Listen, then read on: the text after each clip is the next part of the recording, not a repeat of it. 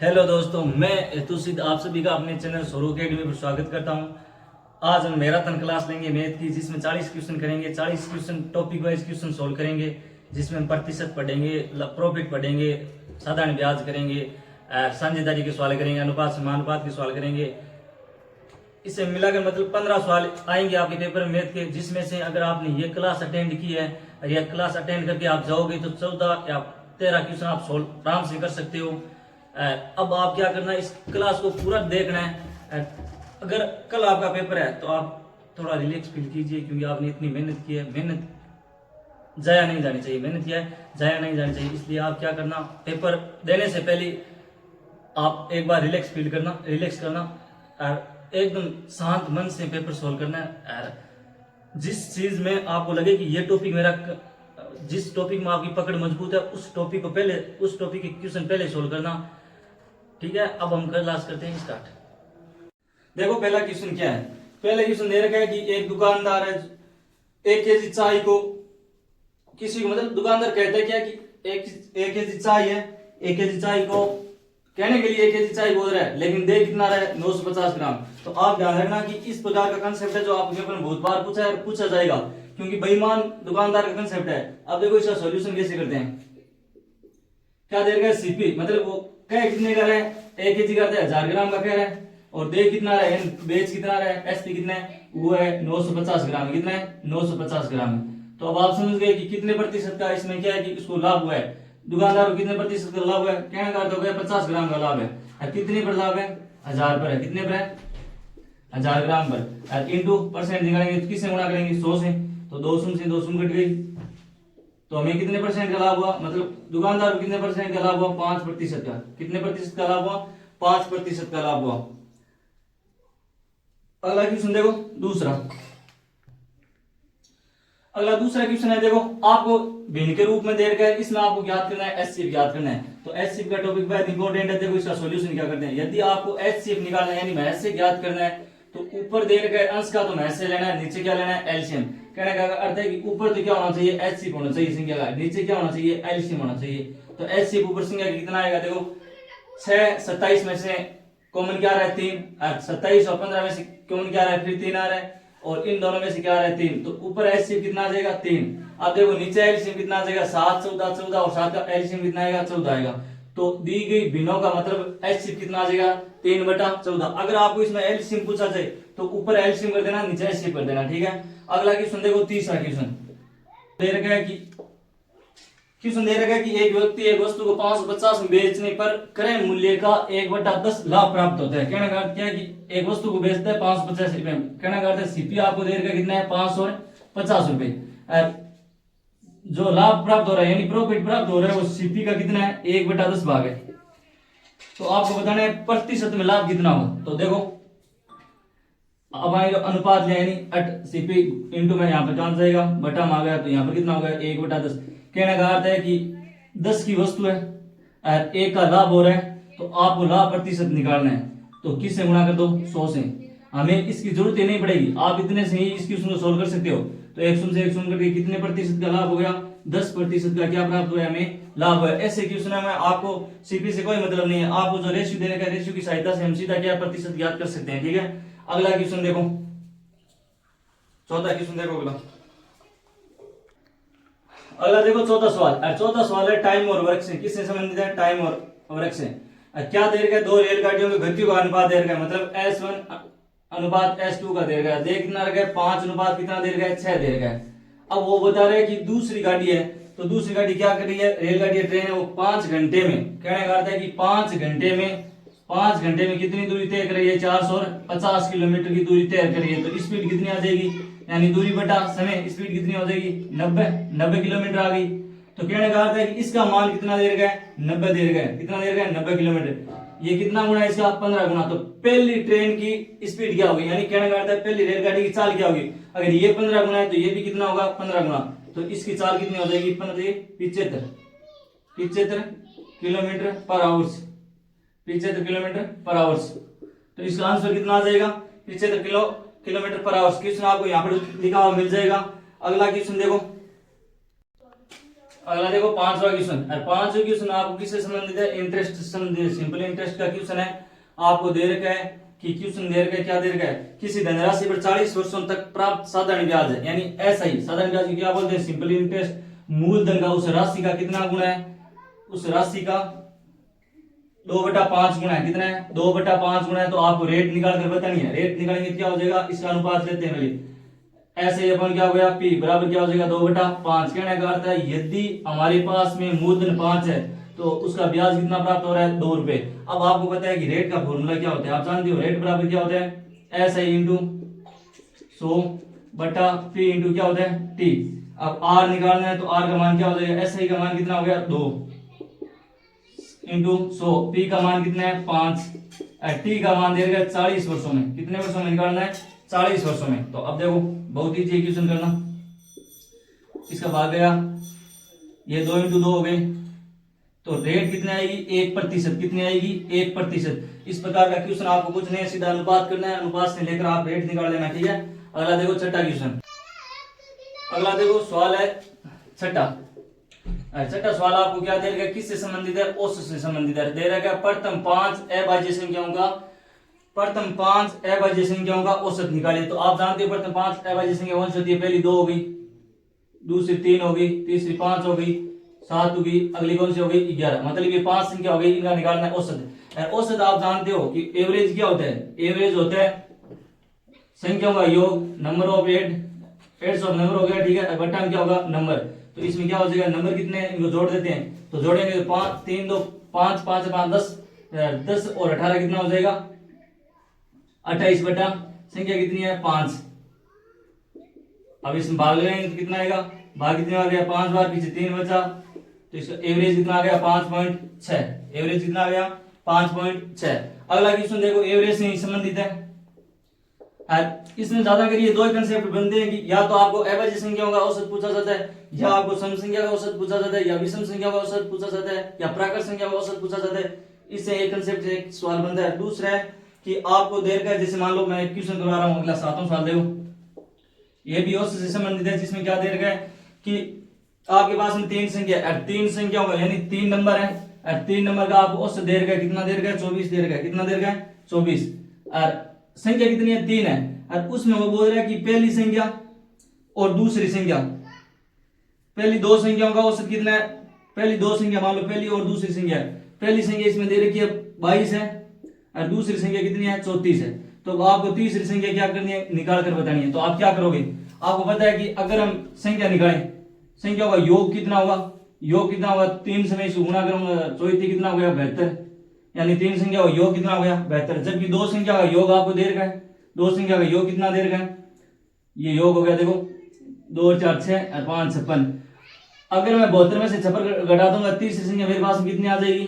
यानी 72 माइनस में क्या मैंने क्या कर दिया? 56। तो कितना प्राप्त होगा? 12 में से 6 गए 6 और 1। तो मेरे पास में तीसरी संख्या कितनी प्राप्त होगी? 16 प्राप्त होगी। तो औसत से सबसे ज्यादा की कंपटीशन में, मतलब इस जो कल पेपर स्टार्ट होने वाला है उसमें सबसे ज्यादा ये क्वेश्चन पूछा जाता है। ये 2 ही कंसेप्ट है, औसत की ध्यान रखना। अगला देखो 8वां क्वेश्चन। अगला क्वेश्चन है देखो छूट से संबंधित। क्वेश्चन नंबर कौन सा हो गया? 8वां।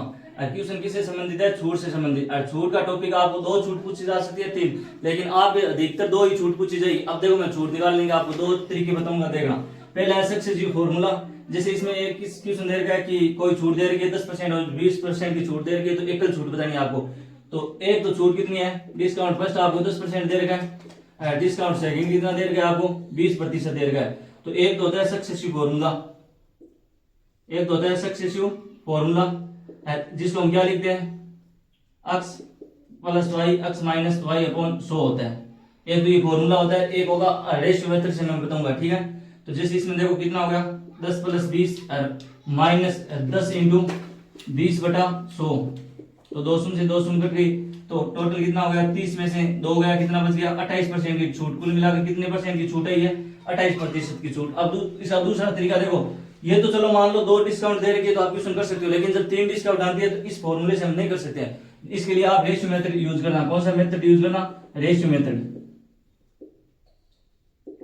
इसमें क्या होता है? इसमें होता है देखो कोई वस्तु पहले कितने की थी 100 की, तो 100 पर मैंने कितनी छूट दे दी 10% की। अब वो वस्तु कितनी होगी 90 की।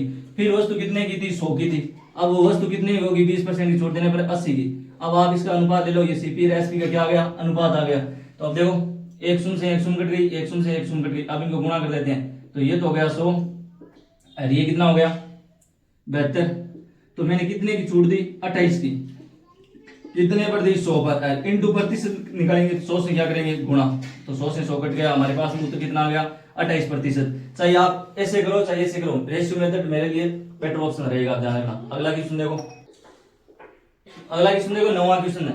9वां क्वेश्चन है रेलगाड़ी से संबंधित क्वेश्चन है, बहुत जबरदस्त क्वेश्चन है। कंसेप्ट आप ध्यान रखना कि एक रेलगाड़ी है 300 मीटर लंबी रेलगाड़ी की गति कितनी है 120 किलोमीटर प्रति घंटे की स्पीड से वो चल रही है। वो अपनी क्या है कि अपनी चाल से उसको एक पुल को कितने सेकंड में पार करिए 45 सेकंड में पार करिए, तो पता नहीं पुल की लंबाई क्या होगी। ऐसे क्वेश्चन बहुत जबरदस्त होते हैं, कंसेप्ट ध्यान रखना। अब आप जानते हो स्पीड का फॉर्मूला क्या होता है, स्पीड बराबर होता है डिस्टेंस अपॉन समय होता है, ठीक है।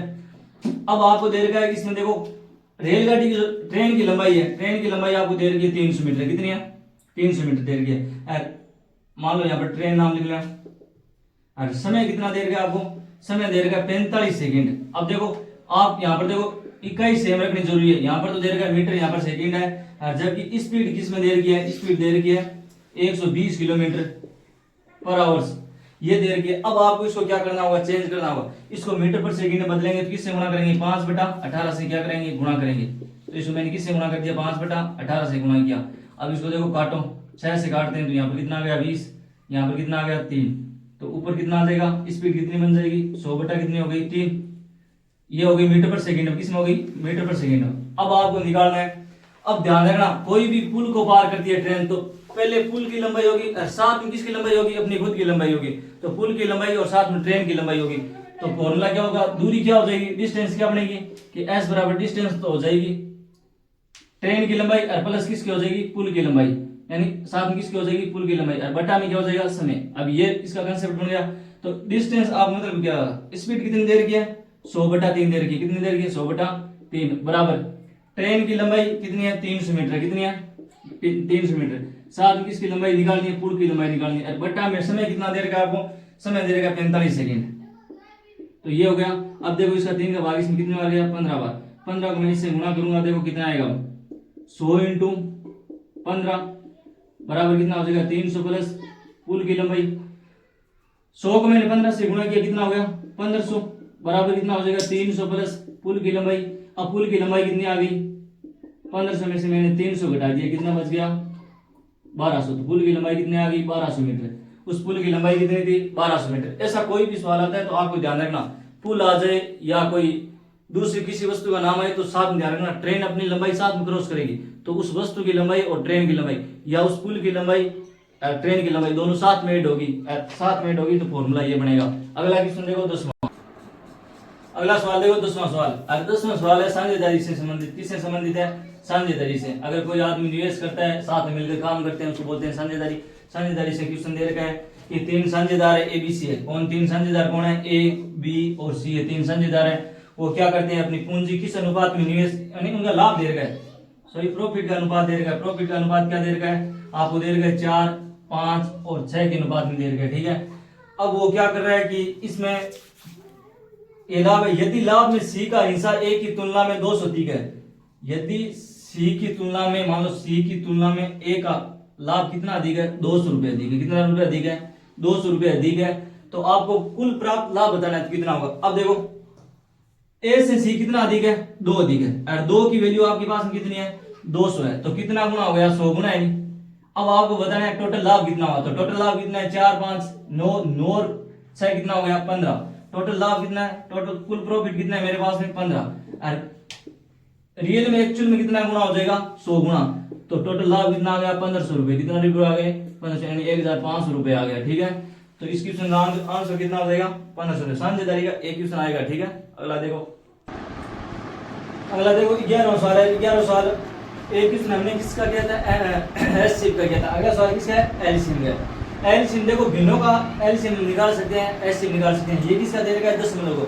अब इसके निकालने के मैं आपको 2 तरीके बताऊंगा, अगर आपको जो अच्छा लगे वो अप्लाई करना, ठीक है। पहला काम है कि इसका अनुपात अगर पॉइंट हटाएंगे तो क्या बन जाएगा 63/100 हो गया। यहाँ पर क्या हो जाएगा 105 बटा कितना हो जाएगा 10 हो गया। यहाँ पर कितना हो जाएगा 21/10 हो जाएगा। यहाँ पर कितना हो जाएगा 420 बटा कितना हो जाएगा 100 हो जाएगा। तो एक शून्य से कट जाएगी तो यहाँ पर कितना हो जाएगा 42/10। अब आपको मैंने बताया था जब किसी भिन्न का, ये भिन्नों के रूप में हो गया, भिन्न का अगर आपको एलसीएम निकालना है तो ऊपर तो अंश का तो एलसीएम निकालेंगे, नीचे क्या निकालेंगे एचसीएफ निकालेंगे। तो देखो इसका क्या निकालना है एलसीएम है, एलसीएम निकालेंगे। देखो ये अगर आपको ऐसे दो भागों में तोड़ो, जैसे मान लो 21 आ रहा है इसमें, तो 21 थी 63, 21 बन जाओ 105, 21 एकम 21 दोनों 42। कहना करते हैं सब में 21 आ रहा है तो 21 ले लिया इंटू, इधर 3 बच रहा है तो 3 उठा लो, इधर कितना बच रहा है 5 बच रहा है 5 उठा लो, इधर कितना बच रहा है 2 तो 2 उठा लो। बटा में कितना आएगा 100, 10 और 10 का एच से कितना आएगा 10 आएगा, कितना आएगा 10 आएगा। तो ये 10 तो 10 से कट गया और हमारा एलसीएम कितना आ जाएगा 21 बटा 1। अगर बटा 1 है तो लिखना कोई जरूरी नहीं है, तो हमारा एलसीएम कितना आएगा 63 आएगा। मतलब इस ऊपर दिए गए 10 मतलब का एलसीएम कितना आएगा 63। अगला सवाल देखो 12वां सवाल। अगला सवाल है 12वां सवाल है किससे संबंधित है,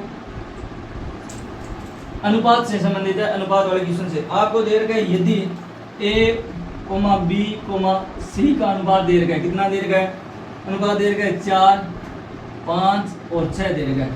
तो आपको इसका अनुपात ज्ञात कौन सा करना है, इसका अनुपात ज्ञात करना है कि ए 1/b और 1/c आपको ज्ञात करना है। तो इसका मैं बहुत आपको जबरदस्त तरीका बता रहा हूँ। यदि आपको ये रूप देकर ये पूछे, चाहे ये रूप देकर ये पूछे, तो इसके लिए मैं एक आपको बहुत इजी ट्रिक बता रहा हूँ। जैसे आपको निकालना है 1/a निकालना है, तो आप क्या करोगे, पहली बात आप ऐसे लिखना सीधा कि a का मान कितना है 4, b का मान कितना है 5 और c का मान कितना है 6। ये हो गया। अब ये हो गया तो आपको ये तो ऑप्शन मिलेगा नहीं, ऑप्शन में वापस क्या मिलेगा ये मिलेगा, ऑप्शन में कौन मिलेगा ये मिलेगा। अब आपको इनको वापस किस में चेंज करना होगा, इसमें चेंज करेंगे तो क्या करेंगे, जिसका आपको अनुपात निकालना है उस पर हाथ रख लेना। जैसे मेरे को ए का निकालना है तो ए पर मैं क्या रख लूंगा हाथ, क्या बचे पीछे बी और सी बचे, इन दोनों को गुणा करा दो। तो 5 और 6 को मैंने गुणा किया कितना आ गया 30। अब मेरे को किसका निकालना है बी का, तो बी पर हाथ रखो और ए और सी को गुणा करा दो। तो यहाँ पर कितना आ जाएगा 24 है, 4 को मैं 6 से गुणा करूँगा कितना आ जाएगा 24। अब मेरे को सी का निकालना है तो सी पर हाथ रख लो, इन दोनों को गुणा करा दो। तो ए इंटू बी कितना कितना आएगा 20। ये इनका क्या गया अनुपात। अगर इनको आप काटना चाहो तो किससे काट सकते हो, 2 से काट दो। तो 2 से काटेंगे कितना आ जाएगा 15, 12 और 10। तो इसका उत्तर कितना आ जाएगा 15 अनुपात 12 अनुपात 10 अनुपात। ठीक है, बहुत जबरदस्त कंसेप्ट था ये। अगला क्वेश्चन देखो 13वां क्वेश्चन है। ये क्वेश्चन और बहुत बढ़िया क्वेश्चन है। किससे संबंधित है, सिक्कों से संबंधित है। आपके पास में सिक्के दे रखे हैं, मालूम आपके पास में एक थैले में सिक्के दे रखे हैं, पैसों के रूप में दे सकते हैं, रुपए के रूप में आपको रिप्रेजेंट कर सकते हैं। ऐसे क्वेश्चन को सॉल्व कैसे करते हैं देखना कि आपके पास में एक थैला है, थैले में कितने के सिक्के हैं, 1 रुपये का सिक्का है, यहाँ पर देखो 1 रुपये, एक आपके पास में 2 रुपये का सिक्का है, एक आपके पास में 5 रुपये का सिक्का। ये तो हो गए रुपए। अब इन सिक्कों की संख्या और आती है साथ में, क्या आती है सिक्कों की संख्या। सिक्कों की संख्या इसमें अनुपात के रूप में आपको दे रखी है, कितनी दे रखी है 8:1:5। अब आपको पता है जब इनका हम दोनों का गुणन करते हैं तो हमें क्या प्राप्त होता है, पैसे प्राप्त होते हैं, यानी रुपए प्राप्त होते हैं। और वो बोल रहे हैं उस बैग में मतलब उस थैले में टोटल पैसे कितने हैं 420 रुपए। तो आपको बताना है 5 रुपए के कितने सिक्के थे, 5 रुपए के कितने सिक्के थे। तो अब देखो इनको मैं इनसे गुणा करूंगा तो कितना आ जाएगा 8 अनुपात, इनको मैं इनसे गुणा करूंगा तो कितना आ जाएगा 2, इनको इनसे गुणा करूंगा तो कितना आ जाएगा 25। कुल मिलाकर ये कितने हो गए 8 और 2 कितने हो गए 10, 10 और 25 कितने हो गए 35। अब वो टोटल मान मेरे पास में 35 है, 35 का मान कितना दे रखा है 420 दे रखा है आपको। ठीक है, तो मेरे को मान किसका निकालना है 5 का निकालना है। तो मैं 5 का मान निकालूंगा तो पहले किसका निकालूंगा 1 का, तो 420 में मैंने भाग किसका लगा दिया 35 का। अब मेरे को मान निकालना है 5 रुपए सिक्कों का, तो सिक्कों की संख्या क्या आ जाएगी, यहाँ से मैं किससे गुणा करवा दूंगा 5 से। अब देखो इसका भाग इसमें कितनी बार गया 7 बार, 7 का भाग इसमें कितनी बार गया 6 बार। तो 5 रुपए के सिक्कों की संख्या कितनी आ गई 60 रुपए, सॉरी संख्या कितनी आ गई 60, यानी 5 रुपए के कितने सिक्के हैं 60 सिक्के, कितने सिक्के हैं 60। एक तो होगा इस तरह सीधा, एक में क्या होगा जैसे मान लो 1 रुपए है, यहाँ पर 20 पैसे दे सकते हैं, यहाँ पर 50 पैसे दे सकता है। तो आपको जब अलग अलग यूनिट दे रखा है तो यूनिट आपको समान बनानी है, पहले ये ध्यान रखना। अगर आपको ये पैसे में दे रखा है तो इनको पैसे में चेंज कर दो, अगर ये रुपए में दे रखा है तो आप इसको भी रुपए में चेंज कर सकते हो। आपको यूनिट समान रखनी है, रुपए है तो रुपए रखो, या पैसे में कन्वर्ट करना है पैसे में करो। अगर सेम दे रखा है तो कुछ नहीं करना है, लेकिन अगर अलग अलग दे रखा है तो आपको यूनिट समान करनी हो, ये बात ध्यान रखना। ऐसे क्वेश्चन बहुत इंपॉर्टेंट होते हैं, ठीक है। अगला देखो, अगला क्वेश्चन देखो 14वां क्वेश्चन है। अब की बात क्वेश्चन किससे संबंधित है? भाव से संबंधित है, यानी किसी वस्तु का भाव कितना है कितना कम नहीं। जैसे इसमें दे रखा है कि चीनी का भाव 40% बढ़ जाता है, चीनी का भाव 40% बढ़ने पर कोई परिवार में चीनी का उपयोग में कितने प्रतिशत की कमी की जाए कि खर्च न बढ़े ना घटे, यानी खर्च पर कोई प्रभाव नहीं पड़े। तो चीनी का भाव पहले कितना था, मान लो 100 था, अब बढ़ कर कितना हो गया, यानी 40 बढ़ गया। तो 40 बढ़ गया था, कितना बढ़ गया, 140 रुपये। अब आपको कितने की कमी की जाए कि खर्च पर कोई प्रभाव नहीं पड़े? तो ऐसे क्वेश्चन में आपको देखो कमी कितने की करनी पड़ेगी, 40 की। किस पर करनी पड़ेगी, 140 पर, इनटू किससे गुणा करना है, प्रतिशत निकालेंगे 100 से। तो ऐसा क्वेश्चन बहुत ईजी हो गया नहीं, एक शून्य से एक शून्य कट गई, इसको आप 2 से काट दो तो 2 बटा कितना हो गया 7, वैसे कितना हो जाएगा 200 बटा 7। अब इसको फ्रैक्शन के रूप में लिखेंगे तो क्या होगा, भाग कितनी बार जाएगा, 2 बार, पीछे कितना बच गया 6, आगे 60 भाग कितनी बार गया 8 बार, फिर 4 बचा बटा में 7, यानी 28 से 4 बटा 7% की आपको क्या करनी पड़ेगी, कमी करनी पड़ेगी। तो उसके खर्च में कोई प्रभाव नहीं पड़ेगा, उसके खर्च में क्या है, कोई प्रभाव नहीं पड़ेगा। अगला क्वेश्चन देखो 15वां क्वेश्चन।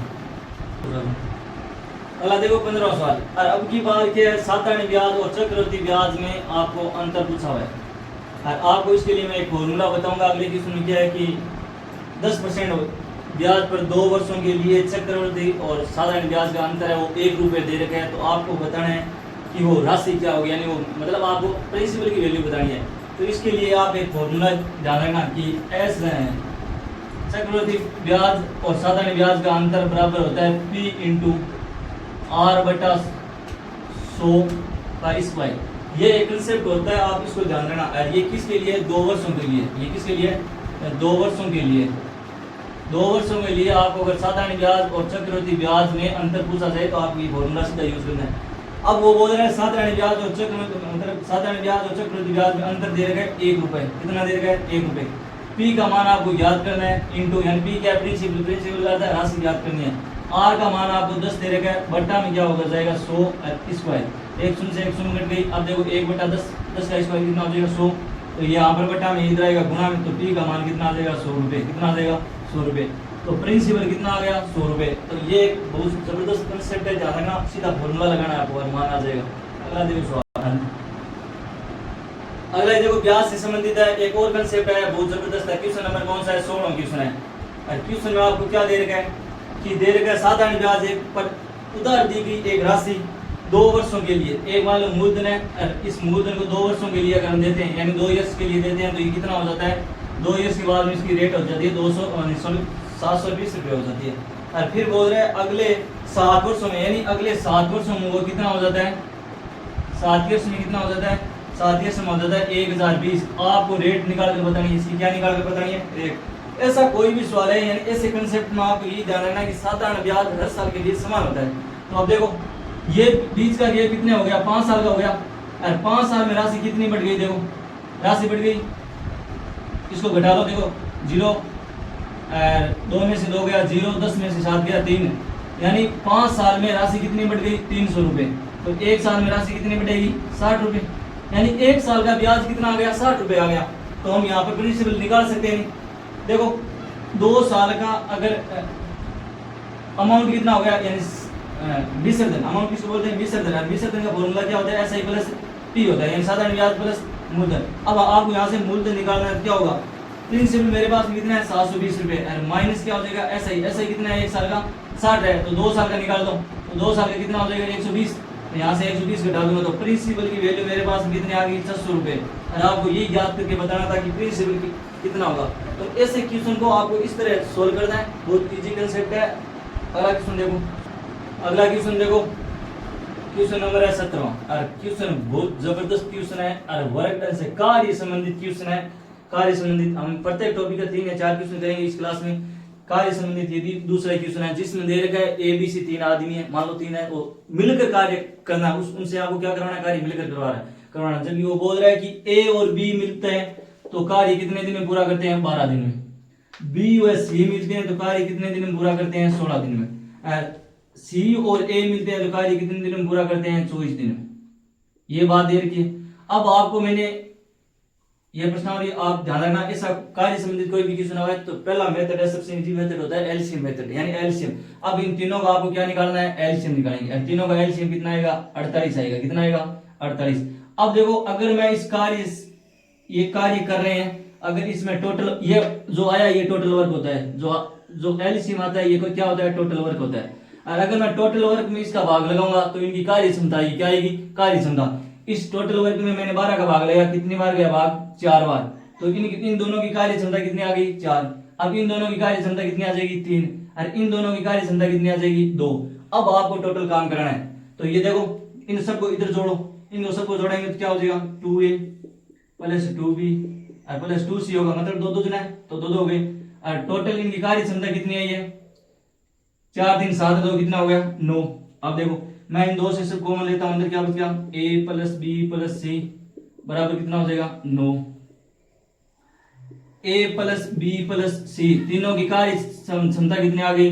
9/2 आ गई। 9/2 आ गई। और अपन टोटल वर्क कितना है? 48 है। तो अब तीनों का काम करना अपन, तो टोटल वर्क में भाग लगाओ तो कितने दिन में काम पूरा हो जाएगा? यानी 48/9। और ये बटा में 2 इसका कहां चला जाएगा? ऊपर। अब इनको आप भाग लगा दो, 3 से कट रहा है तो 3 से काट दो, कितनी बार कटेगा? 16 बार। यहाँ पर कितना आ गया? 3। 16 को मैं 2 से गुणा करूंगा 32 बटा कितना हो गया? 3। अब इसको मैं भाग लूंगा तो कितना आ गया? 10 से 2/3 डे में ये कार्य तीनों मिलकर पूर्ण करेंगे। ये तीनों मिलकर कार्य कितने दिन में पूर्ण करेंगे? 10 से 2/3 दिन में मिलकर। तो ये कंसेप्ट है, इजी है, एलसीएम मेथड है। ठीक है। अगला देखो 18वां क्वेश्चन। अगला क्वेश्चन देखो, अगला क्वेश्चन है 18वां क्वेश्चन। क्वेश्चन कौन सा है? 18वां। अब की बार है चुनाव से संबंधित। ये भी जबरदस्त कंसेप्ट है आपके लिए, चुन चुन कर कंसेप्ट जाए पेपर की दृष्टि से बेहद इंपॉर्टेंट है। अब की बार है चुनाव से संबंधित। चुनाव अपने आप में कितने प्रतिशत होता है? 100% होता है। कितना प्रतिशत होता है? ध्यान रखना, 100% होता है। चुनाव होगा वो कितना होता है? अपने आप में 100% होता है। अब इसमें 2 उम्मीदवार खड़े हुए हैं और 2 उम्मीदवार खड़े हुए हैं तो हारने वाले उम्मीदवार ने 41% मत प्राप्त किए, यानी 100 में से अगर जो हारा है यानी लूजर को कितने मिले हैं? 41%। तो अब आपको पता है अगर 100 में से 41 इसने प्राप्त किया तो जीतने वाले ने यानी विनर ने कितने प्राप्त किए? बताओ, विनर ने कितने प्राप्त किए? 59%। अब वो बोल रहे हैं इनके जो हार जीत का अंतर है वो कितने वोटों का है? 5580 वोटों का। यानी इन दोनों का अंतर कितना है? 18 का, 18% का। और जबकि वहां पर वोटों में अंतर कितने का है? वोटों में अंतर है 5580 वोटों का। कितने का है? 5580 वोटों का। यहाँ पर अंतर कितने का है? 18% का। 18% का मान आपको कितना दे रखा है? 5580 दे रखा है। तो अब यहाँ से आपको निकालना है इस चुनाव में कुल वोटों की संख्या कितनी थी। तो कुल वोटों की संख्या अपने आप में कितनी है? 100% होती है। तो मैं 100% से गुणा करूंगा, ये बटा में चला जाएगा तो 5580 बटा कितना हो जाएगा? 18 इंटू क्या हो जाएगा? 100। अब देखो भाग दो, जा रहा है क्या? भाग गया 3 बार, 18 3 54, पीछे बचा 1, 18 कम 18 आगे आ गया 0 और 2 0 वो जुड़ जाएगा। तो टोटल वोट 100% कितने पड़े हैं? 31000। कितने पड़े हैं? 31000। तो इस प्रकार का अगर आपको चुनाव वाला कोई भी क्वेश्चन आए तो आपको इस तरह डायग्राम के रूप में करना, क्वेश्चन बहुत जल्द सॉल्व होगा। ठीक है। और ये कंसेप्ट बहुत इंपॉर्टेंट है। अगला क्वेश्चन देखो 19वां। अगला क्वेश्चन देखो 19वां। क्वेश्चन किससे संबंधित है? क्वेश्चन है एवरेज से संबंधित है। ये भी बहुत जबरदस्त कंसेप्ट है जिसमें आपको दे रखा है कि 50 विद्यार्थियों का प्राप्तांक का औसत कितना है? 75 है। मान लो ये 50 विद्यार्थी है, 50 स्टूडेंट है और इनका जो एवरेज है वो औसत कितना है? 75 है। कितना है? 75 दे रखा है। अब वो बोल रहे हैं कि इनमें से कोई यदि एक संख्या थी, ओरिजिनल संख्या कितनी थी? 86 थी, 86 थी, और इसको गलती से क्या लिख दिया गया? 36 लिख दिया गया। ये त्रुटि वाला सवाल औसत में बहुत इंपॉर्टेंट होता है, ध्यान रखना। तो लिखना कितना चाहिए था? 86 और लिख कितना दिया? गलती से 36। तो कितने का अंतर आ गया? 50 का। कितने का अंतर आ गया? 50 का। अब ये आपको इतना ध्यान रखना है कि ये जुड़ेगा या घटेगा। तो ध्यान रखना ओरिजिनल संख्या ये होनी चाहिए थी, लेकिन गलती से लिखी गई क्या है 36। तो औसत गिर गया नहीं या बढ़ा है, औसत गिरा है। तो जो अब यहाँ से हम औसत निकालेंगे वो इसमें क्या करना होगा, जोड़ना होगा। अब मान लो ये 50 का अंतर है और 50 का अंतर कितने में बटेगा, 50 स्टूडेंट में बटेगा। तो 50 का मैंने भाग लगा दिया तो एवरेज कितना बन गया 1। अब ये एक एवरेज इस एवरेज में क्या होगा ऐड होगा और एक एवरेज ऐड करेंगे तो कितना बन जाएगा, टोटल है 76। तो अब नया एवरेज क्या आएगा 76 आएगा। नहीं कि आपको इससे कोई छेड़छाड़ी करनी है, आपको सिर्फ ऐसी संख्या उठानी है, उसमें देखना है अंतर कितने का। जो अंतर आए उसमें जितनी संख्या दे देगा उसका भाग लगा देना है, यानी प्रत्येक में बराबर बंटेगा और बराबर बंटेगा तो हमें क्या निकलेगा, एवरेज मिलेगा। ठीक है, अगला क्वेश्चन देखो 20वां। अगला क्वेश्चन देखो 20वां क्वेश्चन है। 20वें क्वेश्चन में क्या दे रखा है आपको, 20वें क्वेश्चन में आपको दे रखा है कि ए की आई बी की आई से 50% अधिक है तो बी की आई ए की आई से कितनी कम है। ये कम और ज्यादा वाला सवाल है तो आपको अनुपात लेना है सीधा। जैसे मान लो ए है और बी है, अब ए की आई बी की आई से 50 है तो जिससे अधिक है उसको मान लो, यानी किससे अधिक है, बी से अधिक ए है तो इसको मान लो 100% है। और कितनी अधिक है 50 है तो ये कितनी अधिक 150। अब आपको इसका अनुपात लेना है, अनुपात लेंगे कितना आएगा 3:2 आ गया। अब आपको बताना है कि बी ए से कितना कम है, यानी बी ए से कितना कम है। तो कितना कम है, एक कम है। कितना कम है, एक। और कौन कम है, किससे कम है, जिससे कम है उसको बटा में रखना। तो किससे कम है, ए से। तो ए कितना है 3 है। अगर प्रतिशत निकालेंगे तो किससे गुणा करेंगे 100 से। तो कितना आ जाएगा 33 से 1/3% क्या है, बी कम है। किससे कम है, ए से कम है। ठीक है, अगला सवाल देखो 21वां सवाल। अगला क्वेश्चन है 21वां क्वेश्चन है, ये भी वर्क डन से संबंधित है, बहुत बढ़िया क्वेश्चन है, थोड़ा टफ क्वेश्चन है। जितने क्वेश्चन किए उसके बीच में थोड़ा क्वेश्चन किया टफ क्वेश्चन है। दे रखा है ए बी से आधा क्वेश्चन है। अब आपको इसकी क्या है कैपेबिलिटी दे रखी है, तो आपको अनुपात बनाना पड़ेगा। क्या बनाना पड़ेगा, ए और बी और सी 3 दे रखा है। वो बोल रहा है कि ए बी से आधा है। मान लो बी है, कितना है बी, मान लो अगर 1 है तो ये इसका आधा है। ए बी से क्या है, आधा है। आगे देखो जो सी से 3 गुना है, अब ये इससे कितना गुना है, 3 गुना है। तो ये इससे 3 गुना होगा तो मान लेता हूँ इसको, मैं मान लेता हूँ 6 मान लेते हैं सीधा 6। तो ये से कितना गुना है 3 गुना, तो ये 2 हो गया। और ये से आधा कितना हो गया 3, ये हो गया। अब वो बोल रहे हैं कि बी इस कार्य को कितने दिन में कर रहा है, 6 दिन में कर सकता है। तो टोटल वर्क निकाल सकते हैं। टोटल वर्क निकालेंगे तो कैपेबिलिटी इनटू क्या हो जाएगा, कार्य तो कितना आ जाएगा, इनको गुणा करेंगे, टोटल वर्क कितना आ गया 36। अब आपको बताना है इन तीनों से ये काम कितने दिन में पूरा होगा। तो तीनों से पूरा होगा तो ये कितने दिनों, देखो 3 6 कितना होगी 9 9 और 2 11 36। टोटल वर्क कितना है 36 और काम कितने से करवाना है 11 से। तो कितना आएगा, देखो कितने दिन में करेगा, 3 से 3/11 दिन में करेगा। तो टोटल डे कितने लगेंगे, इन तीनों को मिलकर काम करेंगे कितना लगेगा, 3 से 3/11 डे में कार्य क्या होगा, समाप्त होगा। अगला क्वेश्चन देखो 22वां क्वेश्चन है। ये एचसीएफ और एलसीएम से क्वेश्चन संबंधित है। क्वेश्चन आपको दे रखा है 3 संख्याओं का एलसीएम कितना दे रखा है 120 दे रखा है। और नीचे आपको बताना है कि निम्न में से कौन सी संख्या का ये एलसीएम नहीं हो सकता। क्वेश्चन देखना, बहुत ढंग का क्वेश्चन बनाया है, भाषा के रूप में सेट किया रखा है कि 3 संख्या का एलसीएम मतलब 3 संख्या का एलसीएम कितना है 120 है। निम्न में से कौन सी संख्या है जिनमें से ये उन संख्या का ये एलसीएम नहीं होगा। आपके पास में ऑप्शन दे रखा है 8 12 24 और 35। अब आपको पता है कि 8 के गुणज होता है 120, आप जानते हो। 15 के 8 20 का भी गुणज क्या होता है 120 होता है। आगे 24 का भी गुणज क्या होता है 120 होता है। लेकिन 35 का गुणज कभी नहीं होता है 120। तो इसका अर्थ हो गया कि हमारा ऑप्शन कौन सा है 35 है। इनमें से कौन सी संख्या जो नहीं होगी वो होगी 35। ठीक है, अगला सवाल देखो 23वां। अगला क्वेश्चन देखो 23वां क्वेश्चन है। 23वां क्वेश्चन फिर सिक्कों से संबंधित है। अब की बार क्या है, इसमें यूनिट क्या सेम नहीं है। आपको दे रखे हैं कि एक थैले में 1 रुपये, उसके बाद में आपको दे रखे हैं 50 पैसे और उसके बाद में आपको दे रखे हैं 10 पैसे के सिक्कों की संख्या आपको दे रखी है 6:9:10 में दे रखी है। टोटल पैसे कितने हैं 34.5 रुपये हैं। तो आपको बतानी है 10 रुपये के कितने सिक्के थे। ठीक है, तो आपको देखो दे रखा है, वो लिखो 1 रुपये, यहाँ पर है 50 पैसे कितने हैं 50 पैसे और यहाँ पर है 10 पैसे। अब पहले तो आपको इसकी यूनिट समान करनी है, चाहे तो आप किस में चेंज कर दो, रुपए में चेंज कर दो, चाहे आप किस में चेंज कर दो, पैसे में चेंज कर दो। तो मैं कैसे करता हूँ, इनको पैसे में चेंज कर देता हूँ। तो 1 रुपये में कितने पैसे होते हैं 100 पैसे। यहाँ पर कितना हो गया 50 और यहाँ पर कितना हो गया 10।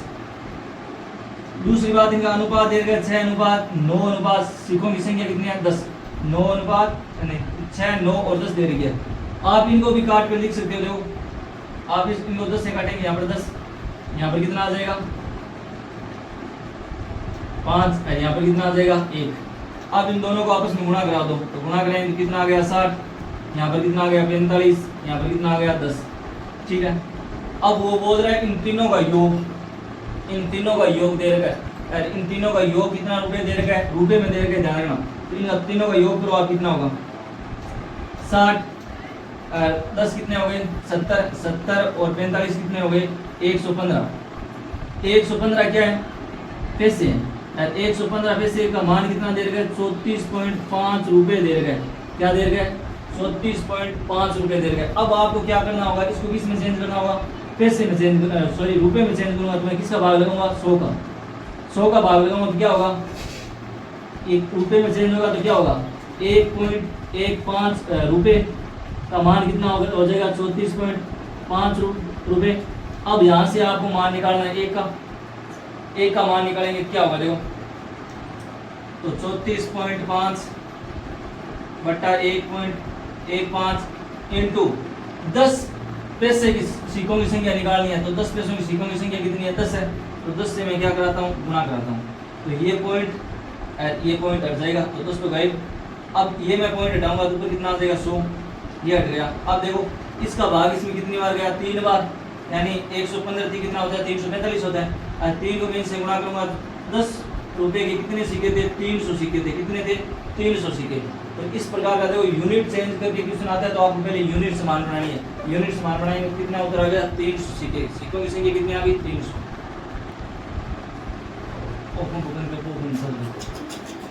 अगला क्वेश्चन देखो 24वां क्वेश्चन, 24वां क्वेश्चन किससे संबंधित है, औसत से संबंधित है। बोल रहा है कि आपको दे रखा है कि 42 संख्याओं का औसत कितना दे रखा है 37 है, 42 संख्याओं का औसत कितना है 37 दे रखा है। यदि प्रत्येक संख्या को 3 से गुणा कर दिया जाए तो नए औसत पर क्या प्रभाव पड़ेगा। अब आप ध्यान रखना, चाहे संख्या पर आप संख्या को गुणा करो जोड़ो घटाओ, वही प्रभाव किस पर पड़ता है औसत पर पड़ेगा। ध्यान रखना, संख्या में आप जोड़ोगे तो भी औसत प्रभाव पड़ेगा सेम ही, अच्छा या आप गुणा करो या भाग करो वो सेम का सेम प्रभाव किस पर पड़ता है औसत पर पड़ता है। अब वो बोल रहा है कि इस प्रत्येक संख्या को मैंने किससे गुणा कर दिया 3 से गुणा कर दिया, तो औसत भी कितने से गुणा होगा 3 से गुणा होगा। तो आपको तो ये गुणा करके बताना ही नहीं है, आपको तो इतना ही बताना है कि अगर प्रत्येक संख्या को 3 से गुणा किया जाए तो नया औसत क्या होगा, तो नए औसत को भी हम किससे गुणा कर देंगे 3 से, तो 3 से गुणा करो कितना आ गया 21 आंसर लगे 2 तो 11, तो नया औसत कितना हो जाएगा 111 हो जाएगा, नया औसत कितना हो जाएगा 111 हो जाएगा। बस आपको इतना ही क्वेश्चन करना है और कुछ नहीं करना, ठीक है। अगला क्वेश्चन देखो 25वां। अब की बार चक्रवृद्धि ब्याज का क्वेश्चन है, बहुत जबरदस्त क्वेश्चन है, गुणा गुनी वाला सवाल है। आपको दे रखा है कि एक कोई धनराशि है, एक कोई धनराशि है, मान लेते हैं पी प्रिंसिपल है, वो मान लेते हैं कि एक धनराशि है वो 15 वर्षों में दुगुनी हो जाती है, वो 15 वर्षों में क्या हो जाती है दुगुनी, यानी 2p हो जाती है। अब आपको बतानी है ये धनराशि 8 गुना कितने सालों में होगी, ये धनराशि 8 गुना कितने सालों में। तो आपको कुछ नहीं करना है, जब चक्रवृद्धि ब्याज पूछा जाए आपको गुना गुनी वाला सवाल पूछा जाए तो आप क्या करोगे। अब 8 गुना पूछे तो इसको आपको घातांक के रूप में रिप्रेजेंट करना है, घातांक के रूप में 8 को मैं क्या लिख सकता हूँ 2 की पावर 3 लिख सकता हूँ नहीं।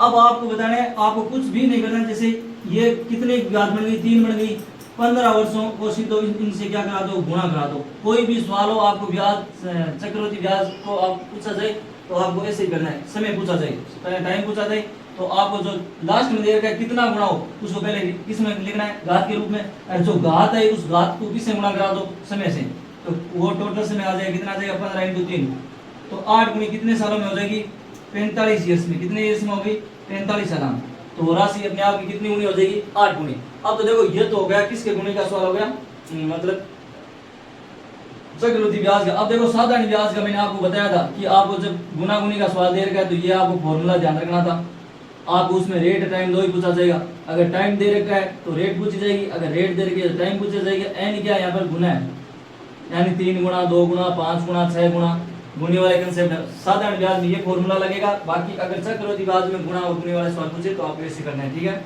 अगला क्वेश्चन देखो 26वां, अगला क्वेश्चन है 26वां क्वेश्चन, कौन सा है 26वां क्वेश्चन। अब की बात किसे है प्रॉफिट और लॉस से है क्वेश्चन कि कोई चीज खरीदी है, कोई केले खरीदे, कितने में खरीदे हैं? 5 रुपए में 6 की दर से केले खरीदे हैं और 6 रुपए में 5 की दर से बेचे हैं, तो आपको बताना है कितने प्रतिशत का लाभ हुआ है। तो आपको ऐसे क्वेश्चन में मैंने आपको बता रखा है कि सीधा क्या करना है, एसपी और सीपी का रेशियो निकालना है। ठीक है, तो रुपए कितने थे? 5। ठीक है, और 5 के कितने खरीदे हैं? 6। और यहाँ पर एसपी कितना हो गया? 6 में कितने के बेचे हैं? 5 के। ऐसे है, तो ऐसे में आपको सीधा गुणा कराना है, इधर गुणा कराना है, तो 6 × 6 कितने हो गए? 36। और इधर कितना हो गया? हो जाएगा 25। ठीक है, तो कितने का लाभ हुआ? 11 का। कितने पर लाभ हुआ? 36। कितने का लाभ हुआ? 36, सॉरी 25 है, यहाँ पर उल्टा कर दिया हमने। ठीक है नहीं, तो यहाँ पर कितना होगा? 25। अरे इंटू क्या हो जाएगा? 100। 25 का भाग 100 में कितने बार जाएगा? 4 बार, तो कितना आ जाएगा? 44%। कितना आ जाएगा? 44%। तो लाभ कितना हुआ है? 44% का हुआ है। ठीक है, तो ऐसे क्वेश्चन को आपको मैंने पहले बता रखा है कि आपको उल्टा करना, उल्टा तिरछा गुणा करा कर और फिर आपको सीधा करना है। ठीक है, अगला क्वेश्चन देखो 27वां क्वेश्चन। और 27वें क्वेश्चन में आपको यही दे रखा है, अंकित मूल्य वाला सवाल दे रखा है कि कोई दुकानदार अपनी सामान पर क्रय मूल्य पर 20% अधिक अंकित मूल्य करता है, फिर उस पर 20% की छूट देता है, तो बताइए कितने प्रतिशत का लाभ हुआ है। तो मान लेते हैं पहले वस्तु कितने की थी? 100 की थी, उस पर 20% अधिक मूल्य क्या है? अंकित किया, तो वो कितने की हो गई? 120 की हो गई। अब उसका मूल्य कितना है? 120 है। अब वो 120 पर 20% की छूट दे रहा है, यानी 120 को कितने परसेंट की छूट दे रहा है? 20 की। तो 20% का छूट का अर्थ कितना हो गया? 24 रुपए। तो 24 रुपए हो गया, तो बताना है लाभ होगा या नहीं होगी। तो पहली वस्तु कितने की थी? 100 की थी। 100 में से नहीं, सॉरी, कितने की थी? 120। 120 में से 24 की क्या कर दी? उसने छूट दे दी, तो पीछे कितना बच गया? 96। पीछे कितना बचा? 96। अब आपको बताना है कि लाभ हुआ है या नहीं हुआ है। तो 100 की वस्तु और अब कितने में आ गई? 96, तो 4% की क्या हो गई? हानि हो गई। तो इस क्वेश्चन का आंसर कितना हो जाएगा? 4% की हमें क्या प्राप्त हुई है? हानि प्राप्त हुई है। अगला क्वेश्चन देखो 28वां। देखो 28वां क्वेश्चन में आपको क्या दे रखा है कि आपको ये संख्या घात के रूप में दे रखा है, इसमें एलसीएम और एचसीएफ दोनों निकालना है कि इसका एलसीएम क्या होगा, इसका एचसीएफ क्या होगा। तो ऐसे क्वेश्चन है, तो इसमें अगर आपको घात के रूप में एलसीएम एचसीएफ पूछे तो आपको ना तो कोई सॉल्व करना है क्वेश्चन को, ना कोई और, एक ही काम करना है। अगर आपको एलसीएम पूछा जाए तो अधिकतम घात देखो, इसकी अधिकतम घात कितनी है? 5 की पावर 56 है, तो 5 की पावर 56 हमारा एलसीएम हो गया। अगर एच से पूछे तो आपको न्यूनतम घात देखनी है, न्यूनतम घात कितनी है? 5 की पावर 9 है। कहने का अर्थ हो गया कि 5 की पावर 9 इसमें भी उपस्थित है, इसमें भी है, इसमें भी है, इसमें भी है। और अधिकतम का अर्थ है कि इसमें सभी समाहित हो जाएंगे, ये भी हो जाएगा, ये भी हो जाएगा, ये भी, सभी इसमें क्या हो जाएगी? समाहित हो जाएंगे। समाहित होने वाली संख्या क्या कहलाती है? एलसीएम कहलाती है। अगला क्वेश्चन देखो 29वां। अगला क्वेश्चन देखो 29वां क्वेश्चन है, औसत से संबंधित है और वो ही है क्रिकेट से कि बोल रहा है 10 पारियों में किसी खिलाड़ी का औसत है 32। कितना है? 32। वह अगली पारी में कितना रन बनाए कि प्रत्येक का औसत कितना हो जाए? 4 रनों का औसत क्या हो जाए? बढ़ जाए। कहने का अर्थ है कि 10 पारियों का औसत कितना है? 32 है। अगली पारी में कितना रन बनाए, मतलब 11वीं पारी, अगली पारी कौन सी होगी? 11वीं पारी में कितना रन बनाए आपको रन बनाना है कि औसत कितना बढ़ जाए? 4 बढ़ जाए। औसत कितना बढ़ जाए? 4। अब इसके मैं 2 तरीके बताऊंगा, एक तो आपको पूरा सॉल्यूशन दूंगा, एक सीधी ट्रिक। सीधी ट्रिक, पहले ट्रिक वाला क्वेश्चन करते हैं। तो देखो कहने का अर्थ है कि प्रत्येक में 4 बढ़ाना है, तो 32 और 4 कितने हो गए? 36। ठीक है, और वो नया आएगा, मतलब अगली पारी में रन बनाएगा, तो वो इनसे मतलब 10 तो इसमें बांटेगा, तो 10 बांटेगा, तो 10 को इससे गुणा करेंगे कितना होगा? 40। तो वो अगली पारी में कितना बनाएगा? 76 रन। अगली बारी में कितना रन बनाएगा? 76 रन। ये तो होगी इसकी शॉर्ट ट्रिक। अब देखो इसको सॉल्यूशन करते हैं कि पहले उसने 10 पारियों में कितने रन बनाना है? औसत है 32 का। अगर रनों की संख्या ज्ञात करनी है तो 10 से मैं गुणा कर दूंगा, कितना होगा? 320 रन। अगला देखो, जैसे 11वीं पारी में आएगा वो, तो क्या करेगा? अब औसत कितना हो जाएगा? 36। 36 को मैं 11 से गुणा करूंगा तो कितना हो जाएगा? 396। अब देखो उसने 11वीं पारी में कितने रन बनाए? 76 रन बनाए। आप चाहिए ऐसे कर लेना, चाहे आप ऐसे करना, चाहे आप सीधा करना, आंसर कितना आएगा? 36। अगर ऐसे करोगे तो क्वेश्चन जल्दी सोल्व होगा, ऐसे करोगे तो टाइम लगेगा। ठीक है, अगला देखो 30वां सवाल। अगला क्वेश्चन देखो 30वां, जो किससे संबंधित है? आपको पास फेल वाला क्वेश्चन है, ये पास फेल वाला कंसेप्ट आपको मैंने करवा रखा है क्लास में, जिसमें दे रखा है विक्रम नाम का एक लड़का है जिसको 32% अंक प्राप्त हुए और वह उत्तीर्ण होने से 15 अंक अनुत्तीर्ण हो गया 15 अंकों से, यानी 32% अंक प्राप्त किए और 15 अंकों से क्या हो गया, वो अनुत्तीर्ण हो गया। फिर वो क्या कह रहा है कि यदि वह 57% अंक प्राप्त करे तो उसके 10 अंक अधिक हो जाते हैं। अब ऐसा क्वेश्चन आया तो क्या करना है, अगर अनुत्तीर्ण है उसमें जोड़ देना और उत्तीर्ण होने से ऊपर चला गया तो उसको घटा देना, तो दोनों कैटेगरी क्या हो जाएगी, बराबर हो जाएगी, सेम हो जाएगी। सेम कैटेगरी किसको रिप्रेजेंट करेगी, उत्तीर्ण। तो आपको बताना है उत्तीर्ण होने के लिए कितने अंक चाहिए, उत्तीर्ण होने के लिए कितने अंक चाहिए। तो इधर देखो, मान लो पहले उसने कितने प्रतिशत अंक प्राप्त किए, 32% अंक प्राप्त किए और 15 अंकों से क्या हो गया, फेल। अगर मैं इसमें 15 अंकों से फेल हो गया, इसमें मैंने 15 अंक जोड़ दिए तो क्या हो गया, पास हो गया, नहीं ये भी पास हो गया। आगे देखो बराबर, अगर उसने 57% अंक प्राप्त किए और उसने 57%, अब देखो प्रतिशत दे रहेगा, 57% अंक प्राप्त किए और 10 अंक अधिक थे, तो मैं वो 10 अंक क्या कर देता हूँ, घटा देता हूँ, तो वो पूरा पास होगा। अब ये देखो दोनों पूरा पास हो गया। अब देखो प्रतिशत एक तरफ करो और संख्या एक तरफ, तो इन दोनों का अंतर लेना है। इन दोनों का अंतर कितने आ गया, प्रतिशत देखो कितने का अंतर आ गया, 55 का, 55% नहीं सॉरी कितने का आ गया, 25% का, कितने का आ गया, 25% का। और बराबर क्या हो जाएगा, इन दोनों का अंतर कितना हो जाएगा, इन दोनों का अंतर हो गया 25, तो 1% की वैल्यू कितनी आ गई, 1। हमें निकालनी है कितने का, मतलब पास कितने का हो रहा है, तो 1% की वैल्यू अगर 1 है तो 32 और 15 कितना हो जाएगा, पास मार्किंग, मतलब पास मार्किंग अंक कितने थे, 37% थे, कितने थे, 37%, ठीक है, 37 नहीं सॉरी 32 और 15 कितने थे, 47%, ठीक है, ये पास मार्किंग थे।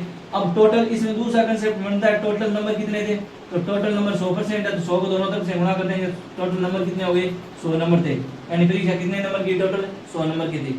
अगला क्वेश्चन देखो 31वां, अगला क्वेश्चन देखो 31वां क्वेश्चन है, कौन सा क्वेश्चन है, 31वां, जो किससे संबंधित है, अनुपात और समानुपात से संबंधित है। कोई भी आपको 4 संख्या दे रखी है, या तो उसमें जोड़ना पूछा जाता है या घटाना पूछा जाता है, बताइए उसमें क्या जोड़ा जाए या क्या घटाया जाए कि वो जो प्राप्त संख्या होती है वो फिर भी समानुपात में हो।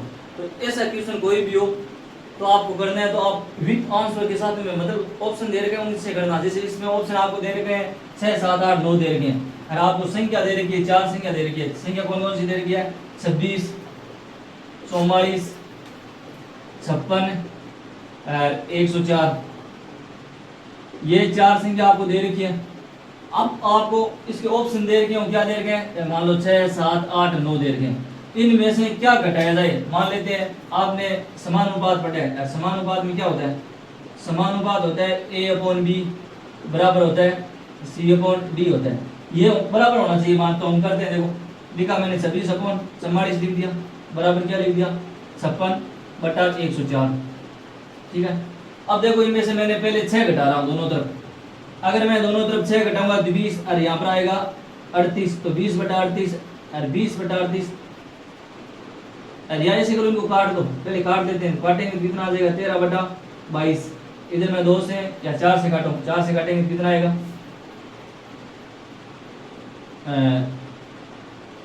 4 का भाग 4 है, एक बार 14 56, यानी 14 बार गया। इसमें कितनी बार जाएगा, 26 बार, कितनी बार गया, 26 बार। फिर अब देखो, अब 6 घटाओ तो 7 बटा कितना हो जाएगा, 15, मान लो 7 बटा कितना आ जाएगा, 22 घटाएंगे 7/16, और इधर कितना आ जाएगा, इधर आ जाएगा 8/19। तो ये दोनों मान बराबर नहीं है, मतलब 6 ऑप्शन होगा नहीं वहां। 7 घटा के चेक करो, 7 घटाएंगे तो यहाँ पर कितना आ जाएगा 6, और यहाँ पर आ जाएगा 15। यहाँ पर मैं अगर 7 घटाऊंगा तो कितना आएगा 7, तो मान समान नहीं आ रहे नहीं। आगे देखो 8 घटाऊंगा तो कितना आ जाएगा 5, और 5 बटा कितना हो जाएगा 14, इधर मैं घटाऊंगा तो कितना होगा 6। अब देखो अगर ये तीनों ऑप्शन नहीं हो रहा है तो हमारा ऑप्शन चौथा क्या हो जाएगा, 9वां हो जाएगा। चौथा ऑप्शन एक बचा हो क्या हो जाएगा, हमारा आंसर हो जाएगा, ठीक है। तो ऐसे क्वेश्चन विद आंसर करना है आपको। अगला क्वेश्चन देखो 32वां, अगला देखो अनुपात से संबंधित है, क्वेश्चन नंबर 33वां है, और आपको दे रखे हैं 9 और 18 का तृतीय अनुपाती निकालना है। तो आपको ध्यान रखना, तृतीय अनुपाती की मैं फॉर्मूला लिख देता हूँ आपको।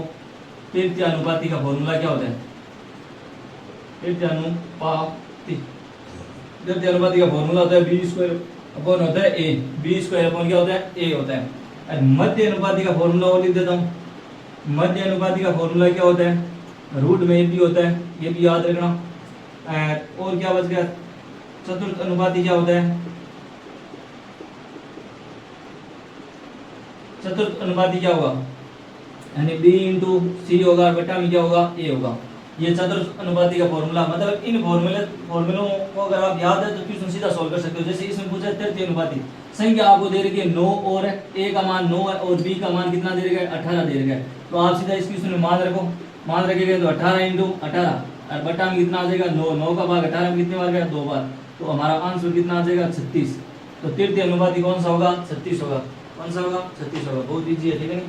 अगला क्वेश्चन, अगला क्वेश्चन है देखो साधारण ब्याज से 34वां सवाल है और सॉल्यूशन देखो इसका।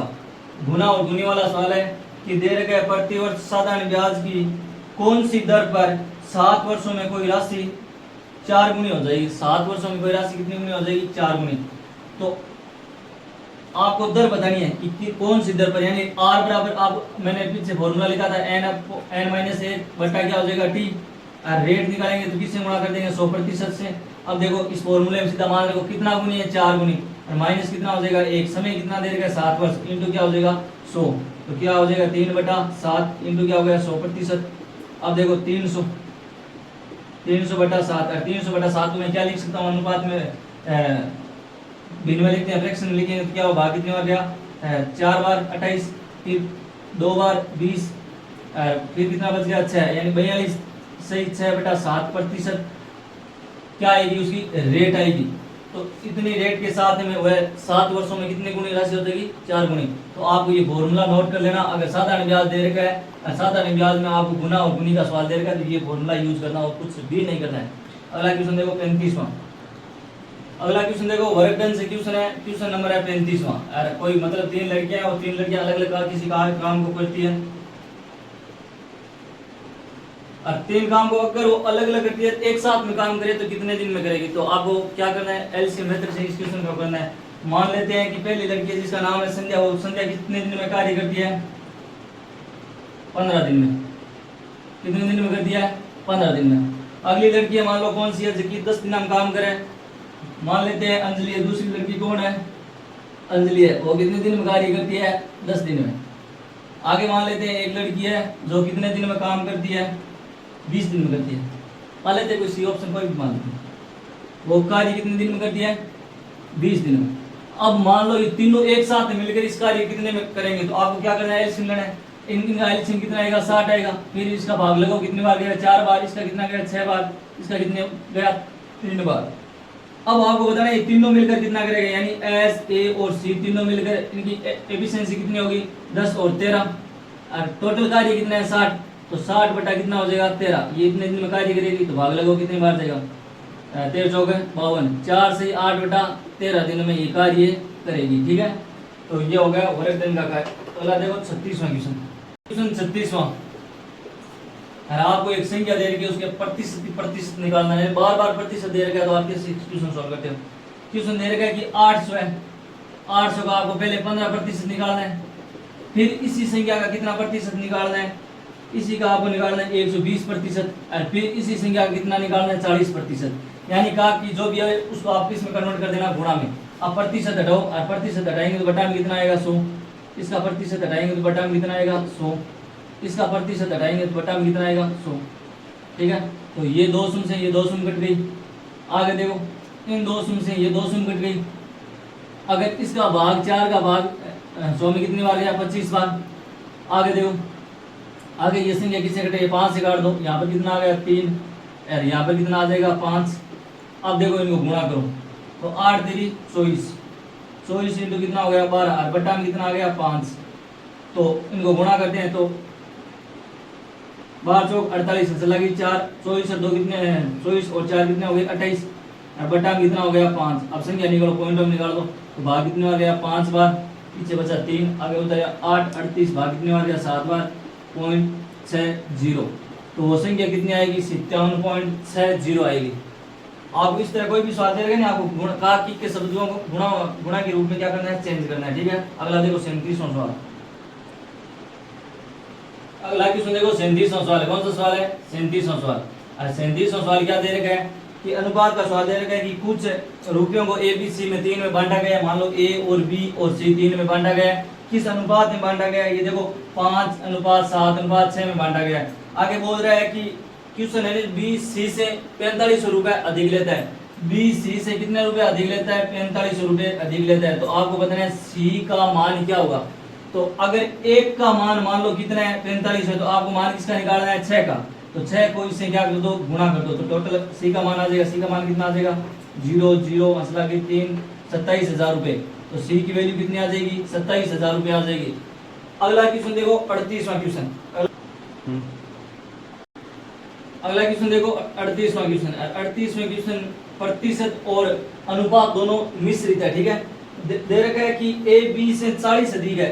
ए बी से 40 अधिक है। तो ए है, ये मान लो बी है। तो बी से कितना अधिक है? जिससे अधिक है उसको 100 मान लेना।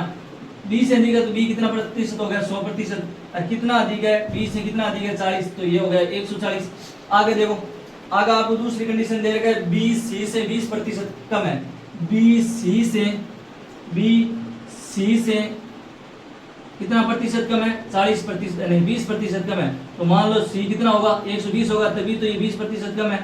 अब आपको बताना है कि इनका अनुपात क्या होगा। और अनुपात किसका बताना है? ए और सी का बताना है। तो ए अनुपात सी बताना है। तो इनको काट दो, 20 से काट दो। 20 से काटेंगे कितना आएगा? 7 5 और 6। आपको अनुपात बताना है ए और सी का। तो ए और सी का अनुपात कितना आ जाएगा? 7:6 आ जाएगा। 7:6। अगला क्वेश्चन देखो 39वां क्वेश्चन। हाँ, अगला क्वेश्चन है 39 क्वेश्चन है। क्वेश्चन है एचसीएफ और एलसीएम से संबंधित है। आपको दे रखा है कि संख्या दे रखी है आपको 6 9 12 15 6 9 12 15 और 18 से कोई संख्या अगर विभाजित होने पर 2 शेष फल बचता है। इस प्रकार का क्वेश्चन बहुत बढ़िया है। और अगर आप ऐसे कोई भी क्वेश्चन आए जिससे विभाजित हो रहा है उसमें हमेशा कौन सा मेथड यूज करना है? एलसीएम वाला। कौन सा करना है? एलसीएम। जो भी चीज आपको दे रखी है इन चीज का आपको क्या संख्या दे रखी है इनका क्या निकालना है? एलसीएम निकालना है। अब मान लो 6 9 है और 12 और 15 इनका एलसीएम किस प्रकार निकालेंगे? आपको पहले इनको तोड़ना है। इसको मैं तोड़ूंगा तो 3 × 2 में, ये 3 × 3 में टूटेगी, और ये 3 × 4 में टूटेगी, और ये 3 × 5 में, और ये 3 × 6 में। कहने का अर्थ है कि सब में क्या सम्मिलित हो रहा है? 3 हो रहा है। तो एक संख्या कौन सी हो गई? 3। दूसरी देखो, इसमें 2 है, इसमें 3 है। तो 2 और 3 यहाँ पर 6 मिल रहे हैं। तो एक संख्या मेरे पास में कितनी आ गई? 6। इस 6 में क्या शामिल है? इस 6 में देखो कौन सी संख्या शामिल हो रही है? 4 है। 4 में 2 तो यहाँ पर आ गया, बच क्या गया? एक और 2 बच गया। आगे देखो यहाँ पर क्या आ गया? 5। और ये हमारा क्या हो गया? एलसीएम। तो एलसीएम निकालते हैं। एलसीएम निकालें। देखो 3 × 6 18 18 दूनी 36 36 पंजो 180। तो एलसीएम हमारे कितने आ गए? 180। एलसीएम हमारा कितना है? 180। यानी वो विभाजित इन सभी संख्याओं से विभाजित होने वाली वो संख्या कौन सी आ गई? हमारी 180 है। कि 6 9 12 और 15 और 18 इन सभी संख्या का भाग किसमें जा रहा है? 180 में पूरा पूरा भाग जा रहा है। अगर पूरा पूरा विभाजित हो रहा है फिर भी वो बोल रहा है कि 2 शेष फल बच रहा है। तो मैं क्या करता हूँ? इसमें 2 जोड़ देता हूँ। भाई मैंने 180 में कितना जोड़ दिया? 2 जोड़ दिया। तो वो संख्या मेरे को कौन सी प्राप्त होगी? 182 होगी। कौन सी होगी? 182 संख्या। अब मैं अगर 6 का भाग 182 में, 9 का भाग 182 में, 12 का भाग 182 में, 15 का भाग 182 में और 18 का भाग 182 में लगाऊंगा तो प्रत्येक स्थिति में मेरे पास में शेषफल कितना बचेगा? 2 बचेगा। कितना बचेगा? 2 बचेगा। तो हमारी वो संख्या कौन सी आ गई? 182 आ गई। यदि आपको इस प्रकार का कोई भी सवाल दे रखा है तो आपको कौन सा मेथड यूज करना है? एलसीएम मेथड यूज करना है। दी गई संख्या को हमेशा आपको क्या निकालना है? एलसीएम निकालना है। और जो संख्या आपको घटानी है या जोड़नी है वो देख लेना। एलसीएम अगर पूछ रहा है शेष बच रहा है तो आप जोड़ देना। अगर शेष नहीं बच रहा है, एक्स्ट्रा कोई संख्या बच रही है तो उसको घटा देना। ठीक है, तो इस प्रकार से ये क्वेश्चन सॉल्व होगा। ठीक है, अगला क्वेश्चन देखो 40वां। अगला क्वेश्चन है 40वां क्वेश्चन। कौन सा है? 40वां क्वेश्चन है। ये है आपको किससे संबंधित है? डाटा से। डाटा यानी पाई चार्ट, डाटा से संबंधित क्वेश्चन है। एक क्वेश्चन आपको पूछा जाएगा जिसमें आपको एक डाटा दे रखा है। मान लो एक डाटा दे रखा है, किस हिसाब से डाटा दे रखा है? एक वर्त आपको दे रखा है। ठीक है, इसमें कितने पार्ट दे रखे हैं? 2 4 6 पार्ट दे रखे हैं। तो इसके कितने पार्ट दे रखे हैं? 6 पार्ट। और इसमें एक किसका दे रखा है? ये पाई चार्ट दे रखा है आपको। खर्च किए गए प्रतिशत, मतलब किसी परिवार का खर्च किया गया मतलब आपको दे रखा है प्रतिशत के रूप में कि भोजन पर कितना खर्च है, कमरे पर कितना खर्च है, लाइट कितना खर्च है, ऐसा दे रखा है। ठीक है, तो देख लो कपड़े पर ये कितने प्रतिशत खर्च करता है, कपड़े पर करते हैं 20%, फैमिली कितना प्रतिशत खर्च करता है 10%। और किराए पर वो कितना कर रहे हैं, किराए पर कितना कर रहे हैं 10% खर्च कर रहे हैं। ठीक है, उसके बाद में आपको दे रखा है कि दवा है, क्या दे रखा है, अन्य खर्च है, इसका अन्य खर्च कितना है, अन्य खर्च उनका अदरवाइज खर्चा कितना है, वो है 15%। उसके बाद में आपको है दवा का खर्च भी कितना है 10% है, क्या 5% है दवा का खर्च, और बाकी भोजन पर है 40%, ये 100% आपका हो गया। और अब 100% आपको बताना है कि इसमें दिए गए भोजन पर खर्च है 750 रुपए, यानी 40% की वैल्यू आपको दे रखी है 750 रुपए दे रखी है। यानी अगर भोजन पर रुपए एक्चुअल कितने खत्म हो रहे हैं 750, जबकि प्रतिशत में कितने 40%, यहाँ से आप 1% का मान निकाल सकते हो। तो 750 बटा 40, एक शून्य से एक शून्य कटी, पीछे 4 आ गया। अब आपको पूछा है कि शिक्षा पर कितना खर्च होगा, आपको निकालना है शिक्षा पर कितना खर्च होगा। तो शिक्षा पर कितना प्रतिशत है 10%, तो 10% निकालते हैं, तो 10 से गुणा करवा देंगे। ठीक है, अब इनको काटते हैं तो काटेंगे कितना आएगा 5/5, और इधर आएगा 2। अब इनको गुणा करते हैं तो गुणा करेंगे कितना आएगा 37.5 को मैं 5 से गुणा करूंगा तो 25, असलागी 2, असलागी 3, 18, 187.5 रुपए शिक्षा पर ये क्या करते हैं, खर्च करते हैं। ठीक है, ये आपका डाटाबेस क्वेश्चन था, ये 40 क्वेश्चन हो गए। ये तो आज की क्लास यहीं पर समाप्त होती है। आज हमने 40 क्वेश्चन अटेंड किए इस क्लास के अंदर। अगर आपको क्लास अच्छी लगी है तो लाइक और सब्सक्राइब कीजिए, सभी के साथ में शेयर कीजिए। और आपसे मैं एक निवेदन करना चाह रहा हूँ कि आपके कोई भी छोटे भाई बहन है, उसके लिए मैं हम बोर्ड क्लास की भी साथ में मैथ की और साइंस की तैयारी करवाते हैं। और उसके बाद इसके साथ में अब जैसे आने वाला एग्जाम है, कौन सा, ग्रुप डी वाले एग्जाम में मात्र 2 मंथ बचे हैं। इन 2 मंथों में हम टेस्ट सीरीज स्टार्ट कर रहे हैं। जैसे मान लो 30 क्वेश्चन पर डे, मतलब 30 क्वेश्चन एक टेस्ट लेंगे और उस टेस्ट का सॉल्यूशन मैं विद क्लास ऑनलाइन करवाऊंगा आपको। अगर आपको अच्छा लगे तो आप क्या करना, लाइक और सब्सक्राइब करना और सभी के साथ में शेयर करना। आप सभी का धन्यवाद।